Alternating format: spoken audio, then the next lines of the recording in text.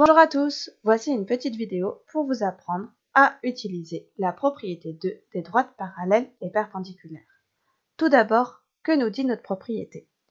Elle nous dit que si deux droites sont parallèles, par exemple D et D' ici sont parallèles, je le sais grâce au codage qui est écrit ici et pas seulement grâce à la vision, et qu'une troisième droite D1 est perpendiculaire à l'une.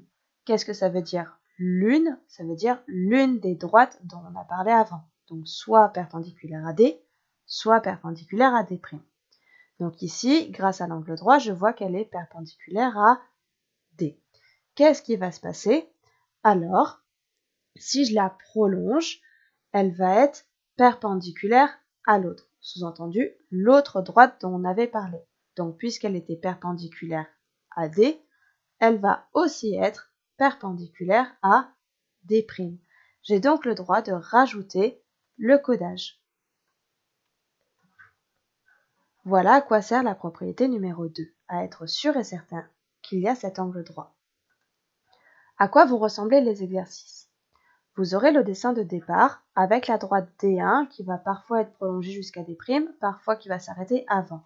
Mais on n'oublie pas que c'est une droite, donc on peut la prolonger autant qu'on a envie. Et il y aura une question du style « Que peut-on dire de D1 et D'? » Ou « Est-ce que D1 et D' sont perpendiculaires ?» Ça peut être une autre question possible. Au niveau rédaction, pour répondre à cette question, il faudra d'abord dire qu'est-ce que l'on sait, qu'est-ce que l'on trouve grâce au codage et comme information, pas juste la vision.